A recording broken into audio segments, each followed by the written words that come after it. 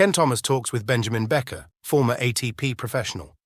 Ben reached a high of 35 in the world and also won the NCAA Championship. Please give Ken and Benjamin a thumbs up and subscribe to the channel.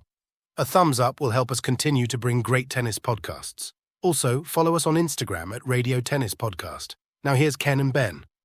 Besides just being a great guy, he is an NCAA singles champion. He is an ATP Tour title champion. He played Davis Cup for Germany for 4 years. He hit number 35 in the world. He played 30. I counted them. I did my homework. He played 30 Grand Slam singles appearances. That's unbelievable. A real, from the heart, a welcome to Benjamin Becker. Welcome to RadioTennis.com. Thanks a lot. Pleasure to be here. Man, it's great. It's good to see you again. What a career. I always like to say, just congratulations on just a wonderful career. It's so hard out there. Congratulations. Yeah, thanks a lot. Yeah, I mean, it's been a while, right? It's funny, I watched a little bit of Australian Open this morning, and you kind of look back at when you played on those courts, and it definitely was a fun time. It was a dream come true for me, so I like to think back a lot and kind of look at it. Unbelievable career. I mean, there's so much, when I was getting ready for this, there's so much to talk about. I mean, you've played so many amazing matches, just kind of how they fell in place, and we could talk just about those matches forever, There's a lot of content with you, Benjamin Becker. Yeah. But who'd you see on the Australian Open this morning? Zverev Djokovic. Yeah. So when I woke up, I watched the last set. And, I mean, obviously my heart is going for the German guy. I was hoping he would take it to the fifth, and he had a chance. Yeah. Djokovic just came up with clutch serves in the end, and like just how he is. Come some of these crazy shots. He had a good passing shot where Zverev missed the volley. And then there was it in the tiebreak. Really close. I mean, it could have gone to the fifth, could have gone the other way. I know Zverev was up a break in the third set and then lost 5 games straight. So that's something you can't do. But fun match to watch. Yeah. It's good to see him playing. Yes. It's great that somehow, some way they're playing. It's fantastic. Sure. Let's go back to the beginning. All right. Let's get to know the young lad, Benjamin Becker. Where in Germany are you from? I'm from a small town. It's a village in it's called Orscholz in the state of Saarland. 5,000 people live there. My parents didn't play tennis. Nobody in my family plays tennis. Actually, we're a sports family. My dad played soccer recreationally in the team of the village, like one of the lowest leagues, but just for fun. Played volleyball. So we liked sports. We were into sports, and at some point, I was watching Boris Becker on TV, and I got into tennis. Boris Becker. Yeah, he inspired me, right? So I picked up a racket, started playing. I was playing soccer before, like everybody else, and somehow it took me down the road to go to college and then try out the professional route as well. Unbelievable. For our American listeners, the city you're from, how far is it, say, from Munich, Berlin, and Frankfurt? How far is it? Where's it located in relation? So it's right on the border of Luxembourg and France. So it's actually an interesting area. It's 2 hours from Frankfurt. So I would always fly into Frankfurt and take a 2-hour drive, or I would fly into Luxembourg, and it's 45 minutes from the airport in Luxembourg. Gotcha. But there's a roundabout 10 minutes from where I live, and if you come from Germany, you take a right, you're in Luxembourg, you go straight, you're in France. Wow. So you could walk to 3 different countries in like a 2 minute. And it's a very interesting area. It's a great area to live in, a lot of forest, a little bit higher up, and great to go back and kind of clear your mind. So I always love going back. I bet, man. So what did you start at, a club there? And how old were you when you started playing? Yeah, so I was about 7 or 8 when I first hit the ball, but like when I started to be serious and maybe take some lessons and join a club, I was 9 years old. So it's kind of late compared to other people, but I was doing other sports before, which I think was great for me. And I was playing soccer. I was going to volleyball with my dad. He was the coach, so I would just hit with the guys sometimes and play soccer with them in the practice. So 9 years, and I took some lessons from a regional coach there, and at one point my neighbor was the volunteer coach at the local club, and he's like, hey, why don't you come and play for our club? And that's how it kind of started. Really? So I started. What's the club? Let's plug the club. Orscholz. That's the nice. tennis club in Orscholz, right? It's still there. There are 3 clay courts. Beautiful place. Great people there. Love going back. I went back and practiced there many times. Really? So it's always fun to go back. It's home. It's home, yeah. And But so that's how it kind of started. I got some lessons. I played for the junior team there, and then for Auschwitz. For Auschwitz, yeah. Auschwitz. So, okay, keep going. When do you kind of like start to break out as like a good junior? So what happened is a year into it, they had at the regional tennis center. So every state has like a regional tennis center where there's the federation, right? It's supported by the German federation, but the state federation. They invite all kids from all areas just to see if there's somebody that they see and has talent and they want to sponsor. Right. And I went there because the coach that I worked with, he said, hey, why don't you just go there and check it out and see what they do and then learn from it. And I was 10 at the time, just started playing tennis, so I wasn't very good at it, to be honest. And I went there, remember, and we played some matches and I lost every single match. I think I lost some 4-0. We played up to 4-0 matches. But somehow the coaches still picked me to come to the regional tennis center. They saw something in me, which I'm very thankful for. Really? And they invited me to come, so I went there twice a week. It was an hour drive from where I live, so it's really pretty far.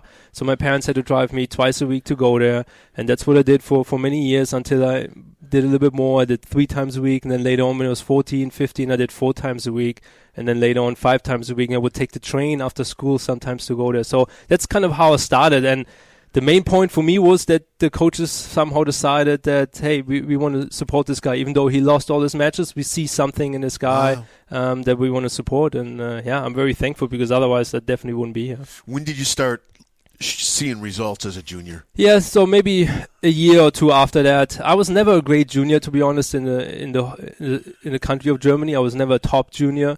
I was maybe around 25, 30, 40. My best year was when I was 18, so it took me a little bit while to develop. Physically, I was always a little bit underdeveloped. I was always skinny, no muscles, no power. But once I hit like 16, 17, I went to the gym a little bit more. I developed some muscles and strength. That's when I started to see better results. In my state, I was always top 3. So I was always there, so that's why they kept supporting me and kept sponsoring me and helping me out with practices and stuff. But the best results I definitely had when I was around 18. I was, I think, top 5 in Germany that I finished in my age group. What is that German national champion, junior boys 18 national? Yes. What is that like? I mean, because Kalamazoo, as a matter of fact, just down the road, right? Everyone knows in the States what the boys 18 in the States is like. What's the German 18 nationals like? Yeah, I mean it's not as hyped up as Kalamazoo, right? Everybody wants to go to Zoom and play there, and so the states pick who they're going to send. So they have like certain spots, let's say 2 spots, and they pick who they send. So sometimes I wouldn't even go to the German championships because somebody else would have picked. The best results I had was under 18. I played the semifinal indoors on carpet. But otherwise, I really didn't go far in those championships. I lost first round, second rounds. But it's everybody obviously wants to play, but it's not like when you win, you get like a wild card into like here, right? You get a wild card into US Open, and it's really like a lot on the line there. It's kind of just a title, and it's more for the coaches and the state. And it seems like it would be a brutal junior tournament, though. No, I mean, it's not. It depends on the age group, right? Really? I mean, sometimes you have high-level players, and sometimes maybe the age group is a little bit far behind. It depends also how much experience they have on the ITF tour. Like my age group, I felt like didn't have as much experience. I didn't play as much on the ITF tour. So it's just it depends. It's not as, I feel like it's not as competitive, and there's not as much at stake like at Keizu. At Keizu, you can feel it. You can feel everybody's out there to win it and just go after it. And there, maybe a little bit more relaxed, but everybody wants to win, but it's not the same. So then you're sitting in the top, let's say 25 or 30. Your last year, no, you're 5. You're top 5. Yeah. And then that's when Baylor contacts you, right? No, so it took a little bit longer. I actually, and to give you the full story, at one point I actually took 6 months off tennis. I kind of was burned out, probably from taking an hour one-way drive to the facility. How old were you? Well, I started at 14 when I did it with the train, so I was 18 when I stopped. So 18, you took 6 months off. Exactly. Wow. I took some time off. I took a train. So I went to school at 7 in the morning. I had to take a bus. Then at 1 o'clock, let's say school was over, I walked to my dad's office. I took my tennis bag, walked to the train station, took the train for 1 hour to Saarbrücken where I trained, had to take a bus for 20 minutes to go to the facility. Wow. Then the same thing again. So I got home at 9 o'clock at night. That was my day. And every time I did homework on the train, most of the time. And, and so there was like, and at one point I feel like at 18, I don't know, I just needed a mental break. Yeah. So I took 6 months off, 5 to 6 months off, and then kind of was like, no, I miss it. I want to go back. Interesting. And then I went back, and then after I graduated, I played 1 year on the tour. I played a few tournaments on the Future Level Tour, and that's when Baylor contacted me kind of in April of 2000. How were the futures going in 2000? What was that? So my first future, I played a final right away. So really? There was a time I could tell I was getting better. I was getting stronger. My game was always very aggressive. So in juniors, right, you make a lot of mistakes, and I was skinny, small, and just people were still overpowering me or were too consistent for me. But the more I learned on how to play and the more power I got, my game kind of developed a little bit more. And so I started to have results at 18, 17, 18, and then I played the final my first future. But then I kind of stagnated a little bit, and I only made the second or third round twice, so I only got like 10 points total. And Baylor caught me at a great time. I remember this. I was in Rome playing a satellite, and it was like the second tournament, and I still remember this to this day. I was in a bus. We were just checking out Rome. Right. We all lost. We had a few days to practice and just check out the city, which is an amazing city. Yeah. So I was in a bus, and I had a phone. I just got that phone like a few months before. Nobody had cell phones really at that time. And I remember, and usually I wouldn't answer a call when you're in a foreign country because the rates were horrendous at that time. Right. But I answered it, and it was the Baylor's assistant coach. And was like, hey, I just want to talk to you. I knew a guy who went to Baylor. Just if you're interested. And right there I was like, you know what, I'm interested because I'm not doing so well. I'm not really liking the lifestyle as much. I already looked into studying in Germany. Yeah. Started the next semester. So I was like, let's look into this. Yeah. How long were you from the time you took that 6 months off to the time Baylor called you? Is that a year? What is that? Yeah, that was like a year and a half. A year and a half. Yeah. A year and a half. Year and a half. I slowly got back into it. You know, it's like playing twice a week, played a few regional tournaments, but not much at all. Right. But especially the year before I went to Baylor, I beat some guys that maybe I wasn't supposed to, and I'm like, maybe I actually can, play at a higher level. I never thought about being professional at that time. I wasn't good enough, so it's like maybe I can play at a higher level. Maybe I can play in college and do something there and have success there. So I could see some results there, even though I took the time off. Maybe it was good for me as well. Gotcha. But yeah, it was like a year and a half. And did anyone else in the States knock on your door and say, hey, just Baylor, huh? So I received just a general email, mail from somebody with just like a questionnaire and a booklet, and so from Georgia Tech. I remember that because they were advertising that when you come here, you can work for Coca-Cola and stuff. They were just like, hey, there's so many companies in Atlanta, but that's it. They never contacted me. They just sent me like this, whatever they sent to all the recruits. Yeah. Baylor was the only one that personally contacted me. Yeah. Wow. What are your parents thinking? Well, at the time, it was my parents were divorced for like a year, something like that at the time. So I was living with my mom. She just moved in a new place, and she was, kind of, I don't know, to say afraid for me to leave, right? Yeah, Obviously, she didn't want to. And at the time, I remember this too. Like, I only had one chance to pass the SAT because I decided so late. It was April, and they offered only one more SAT. And if I fail it, I couldn't go. I'm surprised they even made you take the SAT. Honestly. Well, I mean, because I got years on you, but a lot of guys I know that played in the Big Ten didn't have to take the SAT. There was, I don't mean they were doing anything illegal. It was just there was rules that you didn't have to take the SAT. Yeah. So I'm surprised you had to take the SAT, man. So we did, and every school is different, right? So we did, and I had to have a certain score, and I had one chance, and I started for it a little bit, but I was more at that time. I was more like, hey, if I make it, I make it. If not, I stay here, right? I was like, okay, let's see what happens. Yeah. And I passed it, and I made it, and I kind of went to my mom and said, hey, Mom, I passed the test. I'm going to the States. And kind of walked back to my room. And she was like, what? What are you talking about? Like, let's talk about this. So, in a way, they were happy for me to do something. And I always wanted to go to the States. I've never been to the States before. Wow. And so they were happy for me. Yeah. So it's your first trip. You go to Waco. First trip. I didn't take an official visit either. The first trip was when I actually went there to move and study. Yeah. Frankfurt to Dallas, right? Yes. And did someone pick you up in Dallas? Yes, so another player, we were flying together, and it's pretty funny. I only knew the States from the movies, and I had a chance once to go to Boston, but it got canceled last minute. I was devastated when I was like 15, 16, I remember that. And it was like, I was so excited to just like for the drive from Dallas to Waco, I was like, oh, I'm going to see so much skyscrapers and all. There's so much going on. And I was just naive at the time, right? I didn't know better. And then when I told the guy who was already staying there, he's like, no, there's nothing. You won't see anything. What do you mean? Like, I'm so excited. I was like, oh, that's it? When we drove down to Waco, this is it? There's the I-35? It was a culture shock. Yeah, I know. I-35. I-35. Did you see that accident they had on I-35? I did. Unbelievable. Yeah, that I-35 is just, people are flying down that I know, I-35. It's a dangerous So there you are on I-35 in Waco, right? There you are. And what was your freshman year? What was your take of the place? Well, what was your take on the whole thing? I struggled my first semester. Everybody knows that. My first year, actually, I struggled. Just like anybody else would struggle if they come to, it doesn't have to be Waco. It could be any place. It's just so different. You're away from home. I knew two guys, the two German guys. I knew them, but I didn't know them as well. So I lived with two guys that I've never met. There was some other stuff that was going on. We had some trouble at the beginning, and so it was definitely an adjustment. Yeah. It was an adjustment that I struggled with for at least a year. How about living in the city of Waco, which is let's just say it's a unique town, right? Yes. Let's just call it that. It's a unique town. How was it coming from, North Germany on the border of Luxembourg and France to Waco, Texas, man? Yeah, unexpected. I mean, just very different. Also, my English wasn't great, right? I mean, it's not like I was able to understand Texan accent, right? I mean, it's just I wasn't able to choose my classes as well. So I took like philosophy and all these. And I had to read Dostoevsky in English. Like I struggled. I for sure. I mean, living.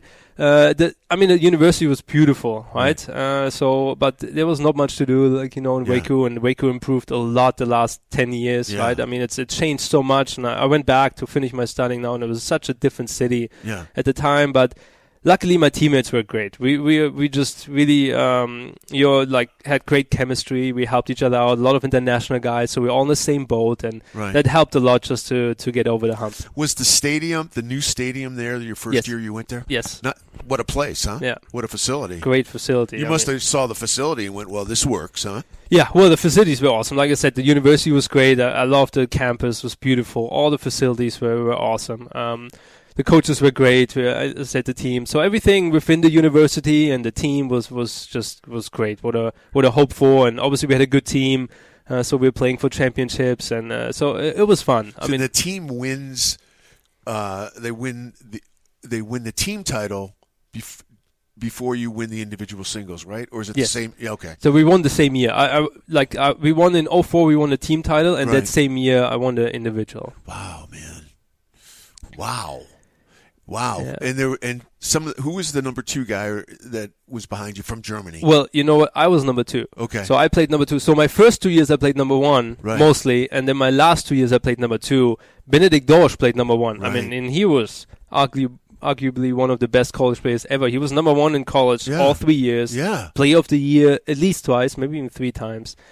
He lost, I think, like 5 matches total in his whole career. So he was a beast. He was an animal. Did you know him back in Germany? Yes, yeah, we were good friends. Actually, I mean, I kind of talked to him before and said, hey, if you want to come to college, you should come and consider Baylor, right? Yeah, because we were talking anyways. So we were good friends. We played each other in juniors. So we knew each other. So it was great for him to come, and it worked out perfectly for both of us. Yeah. Wow, man.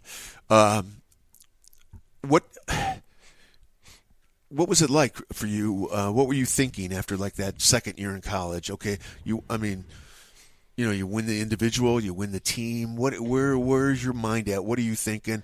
Because I know you went there 4 years. Yeah, you went there 4 years. So, I mean, one of the biggest things for my college career was losing the first year. We lost in a round of 16 to USC.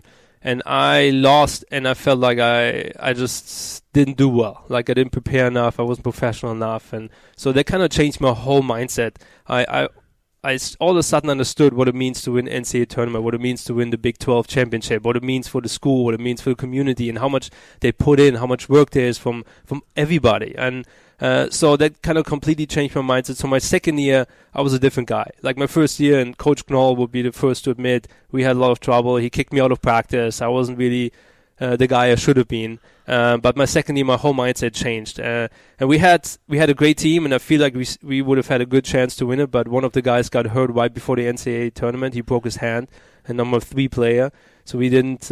We lost in the quarterfinal. Right. But just that mindset for me after the first year changed a lot, and then transitioned into my last 2 years. And when we won the title in 04, I mean, it was kind of what we wanted to, but then in 05, we wanted to come back and win it again. Like, I wanted to stay. I had no intention of leaving early. I had no intention of turning professional. Still, at the time, I didn't even know if I want to be a professional. Really? Right? So it took me a little bit longer, and I definitely had no intention of leaving early. Did an agent talk to you? Like, hey... No. No, not to me. I don't know if they contacted Coach Knoll or somebody, but nobody contacted me, and it was pretty clear that I would have not considered it at all. Very cool, man. Very cool. I wasn't ready yet either. I mean, not even winning NCAA tournament doesn't mean you're ready for the professional tour, right? I knew myself. I wasn't ready. I definitely needed at least another year to be ready for the tour if I wanted to pursue that. And you did 2 more years after that, right? One more year after that. I won my junior year. So my junior year we won it, yeah. Gotcha. That's incredible, man. Incredible story. It's a long path, isn't it? From where you were born to It could have gone a lot of other ways, right? I mean, it's just looking back, it's incredible that where it ended up and now where we end up, and how it could have gone so many different ways, but somehow it all fell into place, and I'm obviously fortunate that it all did. Yeah. Did you play just pro tournaments after the NCAA championships, like the summer after? So it's another story. Yeah, we have good stories, right? I told you there's a lot of content with you. So I was planning on taking the fall off. And play some tournaments with Benedikt Dorsch, the other player, together. We said, hey, let's go play, because, people were in my head, me like, hey, you should turn professional. But like I said before, I had no intention of leaving or doing it. And it's like, okay, it's a good time to do that. Take a fall off, play some tournaments, and see how you deal with the competition there and how you fare with those professional players. And I think we can say this now is long enough. I played soccer in Germany in the summer, and I fell. And I broke my wrist. Really? And but the left. So I broke my navicular bone in my left wrist. So I was out for 6 months again. So I was out. So the whole plan was just not working out. So I went back to Baylor and did some rehab and had a cast and played a little bit with my right hand and did some conditioning and a lot of leg work, which honestly in hindsight was great for me. I did a lot of lifting almost every day. I did sprints. I worked a lot of my core strength, and in hindsight I think it was great for me to use that time, and I really took advantage of that time, and I didn't just sit on the couch and didn't do anything. Even I wasn't enrolled in school. I was there just to get the treatment and the rehab, and then I started again just when the semester started in the spring of 05. Gotcha. You turned pro when? What year? In 05. So September 05 was the first tournament that I played as a professional. Gotcha. Yeah. Wow. Yeah. How was that first year on tour? I mean, it went better than expected, right? Yeah. I mean, I had my first tournament in September 05.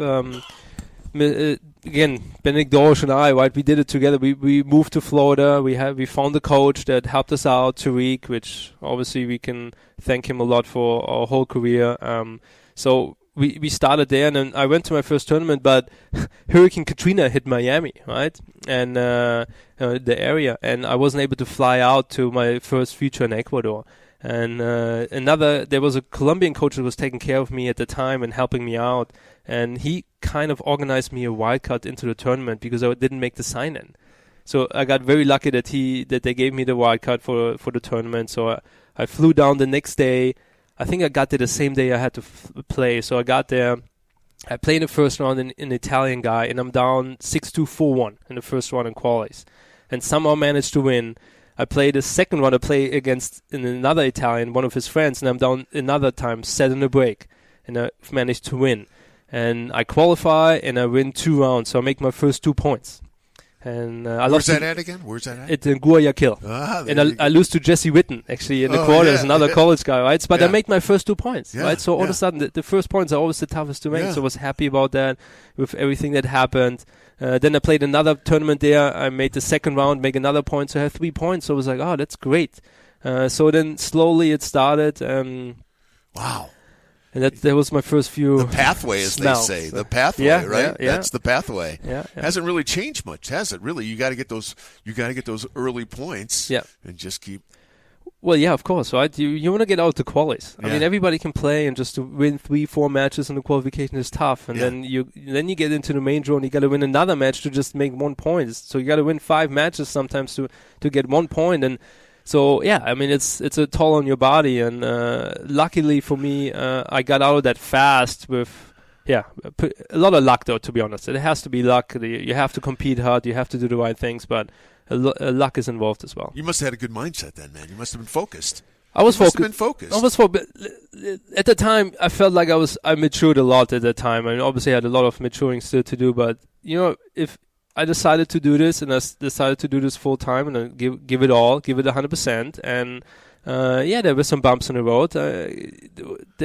After the Ecuador Futures, I played a challenger, and I lost first round qualies, right? And then it's like, maybe I'm not, you always have these doubts, right? You don't know where you're at. You have no idea. Yeah. And so I lose first round qualies, and then this is, to me, the most important story probably for my career, professional career, not college career, but professional career. After the challenger, I'm flying to Laguna Niguel to play another future. And I'm in the qualies. I only have 3 points, right? It's not high enough to make the main draw. So I play and I win the first 2 or 3 matches in the qualies. I'm in the last round qualification, I remember, and I lose 6-2, 6-2 against Denis Sivkovic. A good player, right? But I'm 2-2. I'm out. I'm 4th lucky loser. Okay. Right? So I'm like, okay, I'm done. I remember this because I called Coach Knoll, who's still helping me at the time, give me some advice and say, hey, Coach, I don't know if I'm good enough. I just lost first one challenge. I have these doubts in my mind, right? Like I don't know if this is like if I can make this. Like I'm gonna keep going, obviously, but I had these doubts and I was a little down, and I was booking my flight home or back to Waco because that's where I based out of for the time. I had my girlfriend there at the time, and then the supervisor comes up to me and says, "Hey Benjamin, you just got in." Oh, he said, "What do you mean? I was 4th." I said, "Yeah, 4 guys pulled out from the week before." Wow. Oh, wow. Okay, so I got another chance. And you know what happened? I won the tournament. Wow. And I didn't lose a set. Laguna Niguel. That's the first tournament. I just breezed through the tournament. And obviously my tennis thing better. Just all of a sudden, I won the first 2 rounds, right? Right. And then you're like in the quarterfinal, and then I won the quarterfinal, and then I won I remember the semifinal like 2-2. Right. And in the final, I played Zach Fleischmann, right, who was like 300 in the world, #1 seed. Yeah. And I beat him in 2 sets. Wow. And then you're like, whoa, what is, like, maybe I am good enough to. No, all of a sudden you realize that, right? And you win. And then I won 3 out of the next 5 tournaments. Fate, man. It's just how it happened. But tennis was still the same, right? Yeah, I was more confident. Just to believe all of a sudden has changed my whole game and just took me to another height. Yeah? Lucky loser. Yeah, lucky loser. Lucky loser. Always lucky. That's what I said. You got to have some luck. You got to have some luck, man. But then in like 2006, you're playing the majors, aren't you? Yes. And so from 2005 to 2006, that's quite a jump. Yeah, I mean, at the end of the year, I started in September 2005, and at the end of the year in 2005, I was 400 in the world because I won all these tournaments at the end. I had this run in Canada where I won 2 out of 3. Then I won one in Waco. They had a challenge in Waco where I got a wild card, and I won it. And that helped a lot. And the same thing kind of happened to me at the challenger level. So in 2006, then I was like, okay, I'm going to start playing challengers now. And I played the Dallas Challenger. I played one in Germany where I qualified for the first time. Right. I remember I lose 7-6 in the third against the guy in the top 100. And I was like, wow. I'm actually toe-to-toe with a guy top 100 in the world. I lose 7-6, I have my chances. It's like, man, it's just a whole new perspective of everything. So then I go to Dallas and I play qualies, and I play only college guys in the qualification. I beat Catalingard in the first round. I beat Dorsch in the second, and then Flasky from Washington in the third round, and I play Amadelic in the main draw. So there were a lot of college guys, but I just kept winning, and I made the semifinal. That tournament, the week after, I made the final out of the qualies. So I had to qualify again, make the final. So I won like 10, 11 matches within 2 weeks. And all of a sudden, you're like semi-final, final, and the next challenger I win. Yeah. So I had this run of and then all of a sudden I was like 200 in the world, and I knew I was going to be in the qualification of Grand Slams. Wow. It just went so fast. Wow. And then, at the end of the year, I played my first Grand Slam of Paris in the qualies. I lost last round, and then in Wimbledon, I qualified for the first time. So, what's that like, man? What's it like when you step on the grass for the first time at Wimbledon? What's that like? Yeah, I mean, I grew up on carpet, Yeah. so it's very similar. So my game was always great for that kind of surface. I have a slice serve. I don't have much of a kick serve. I like when the ball comes low. I like to go fast. That concludes part 1 with Benjamin Becker. Please look for the part 2 to drop in about a week. The conversation gets even better. Thank you for listening to Radio Tennis, the podcast. Please thumbs up and subscribe. Also, check out the streaming broadcast site at radiotennis.com for great live tennis presented by Ken. All the streaming broadcasts are free, no sign-up required. New sessions are being added all the time, and there is a full archive for listening to great tennis events from the past on demand.